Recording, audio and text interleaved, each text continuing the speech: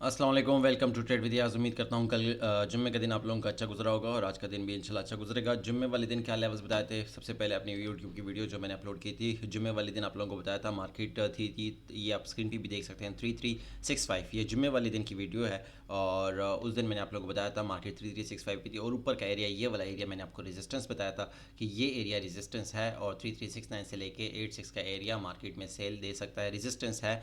और अगर नीचे मार्केट आती है तो 3347 से लेके 3349 ये आपका बाइंग एरिया होगा। और एग्जैक्टली मार्केट नीचे जब आई तो इसी पॉइंट ने मार्केट को बाइंग की तरफ पुश किया और यहाँ से भी ऑलमोस्ट ऊपर से जो सेलिंग एरिया था वहाँ से भी सेल निकली और नीचे जो बाइंग एरिया था ओवरऑल मैं ये नहीं कहता कि मैंने यहाँ से सेल की कॉल दी थी और डीप डाउन सेल का कहा था, ये नहीं कहा था, लेकिन हाँ ये ज़रूर कहा था कि ये एक रेजिस्टेंस है। या रेजिस्टेंस ऑब्वियसली कौन सेल करना है और सपोर्ट का एरिया भी ये बताया था कि ये सपोर्ट है 3347 3341 का एरिया। ये वीडियो में भी मेंशन है फ्राइडे वाले दिन की कि ये एरिया आपका बाइंग एरिया होगा। और देखें एग्जैक्टली ये एरिया से 4 से 5 से लेके मार्केट ऑलमोस्ट 62 तक गई है, तो इसका मतलब 4 5 से 62 तक ऑलमोस्ट 150 170 पिप्स प्रॉफिट में गई है। और प्रीमियम कम्युनिटी में मैंने बता दिया था कि 100 पिप्स आपके जाने नहीं चाहिए, 100 पिप्स आपके जाने नहीं चाहिए और 100 पिप्स से एटलीस्ट 100 पिप्स आपका प्रॉफिट टेकिंग मस्ट होना चाहिए। फॉर एग्जाम्पल 170 पिप्स प्रॉफिट में गई है एंट्री, तो आप ऐसे लुटा के एंट्री पॉइंट पे कर दें या ऐसे लुटा के ट्रेलिंग स्टॉप लॉस कर दें, लेकिन 100 पिप्स आपके बुक होने चाहिए। 100 पिप्स को आपने वापस जाने नहीं देना, बेशक आपने लंबा होल्ड करना है लेकिन आपने यहाँ से 100 पिप्स को जाने मत देना। तो उसके बाद मार्केट रिवर्स हुई और 100 पिप्स ट्रेलिंग स्टॉप लॉस का हिट हुआ और फिर हमारा बाइंग एरिया ये था, लेकिन मार्केट नीचे गिरी और हमारा एसएल हिट हुआ। कोई इशू नहीं है, हमेशा बाइंग एरिया। अच्छा, कुछ लड़के कहते हैं कि कल भाई ने कमेंट किया कि भाई आप एसएल बता दें। देखिए मेन चीज़ ये कि आपको बाइंग एरिया बता दिया 334741 का है बाइंग एरिया, तो ऑब्वियसली एसएल कहाँ होगा? एसएल यहाँ तो नहीं होगा ना, इन एरियाज़ पे तो नहीं होगा, एसएल 41 के नीचे होगा। अगर ये बाइंग एरिया बता दिया तो इसके बाइंग एरिया के नीचे का एसएल दें। फॉर एग्जांपल 3305 बाइंग एरिया है तो 3305 के नीचे 20 पिप्स का एसएल दें और बाय करें।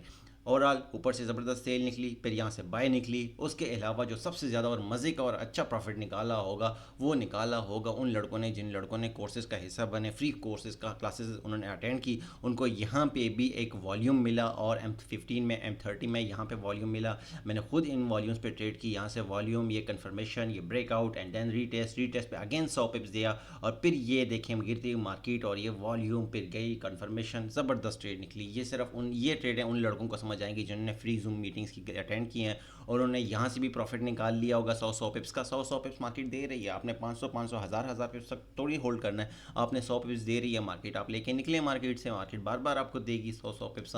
तो अगर 100 पिप्स किसी ने लिए हैं तो यहाँ से भी ट्रेड निकली, यहाँ से भी निकली, यहाँ से भी निकली, यहाँ से भी निकली और एक ऐसे लेट हुआ। तो ओवरऑल एक ज़बरदस्त दिन रहा फ्राइडे वाला दिन, लेकिन सिर्फ उन लड़कों के लिए जो लड़के खुद काम करना चाहते हैं। देखिए हम प्रीमियम कम्युनिटी में से क्या सर्विसेज दे रहे हैं, आपको सिखा भी रहे हैं, आपको बता भी रहे हैं, एक एक चीज़ बता रहे हैं, लेकिन उसके अलावा उसके बावजूद भी कुछ लड़के मैं हैरान हुआ उन लड़कों को देख के कि उन्होंने यहाँ से फॉर एग्जांपल 334741 से बाय किया हुआ है, 170 पिप्स तक ट्रेड गई है, उनको फिर बता दिया गया कि एसएल उनका की एंट्री पॉइंट या एसएल ट्रेलिंग स्टॉप लॉस करें।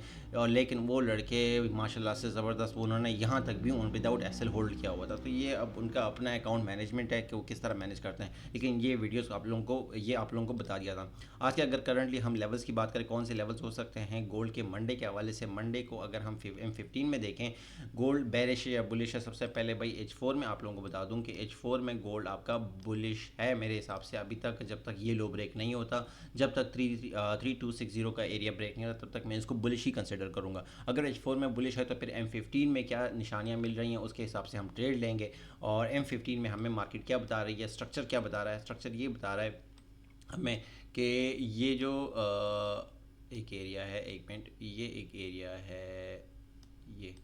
अच्छा, M15 में हमें स्ट्रक्चर क्या बता रहा है? M15 में हमें स्ट्रक्चर ये बता रहा है कि देखें मार्केट नीचे से जब आ रही थी तो ये हायर हाई लगा रही है मार्केट, तो इसका मतलब बुलिश है। ठीक है, जब तक ये लो ब्रेक नहीं होता तब तक बुलिश थी, लेकिन इस लो को ब्रेक करने के बाद मार्केट ने ये साबित कर दिया कि मार्केट बेरिश है। बेरिश लो, इस लो को अगेन ब्रेक किया।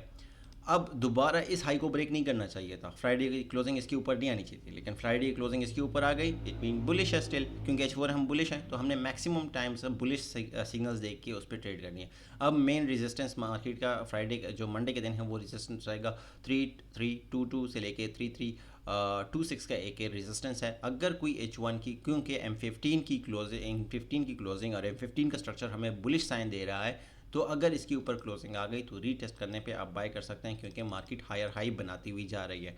ये एक सिनेरियो है, एक सेटअप है कि ऊपर की तरफ मार्केट में बुलिश देख रहा हूँ, क्योंकि इसकी क्लोजिंग जो है 3313 के ऊपर इसकी क्लोजिंग आ गई और अच्छी खासी क्लोजिंग आ गई। 3315 पे नहीं आई, 3318 पे आई है, जो कि अच्छी खासी बुलिश क्लोजिंग है, स्ट्रक्चर बुलिश है। तो उस वजह से मैं इसको बुलिश कंसिडर करके यहाँ से बाय नहीं लूँगा। लेकिन अगर इसको रीटेस्ट करेगा, ब्रेकआउट के बाद इस एरिया को रीटेस्ट करेगा, 3327 को एरिया को रीटेस्ट करता है, तो फिर इसको बाय देखा जा सकता है।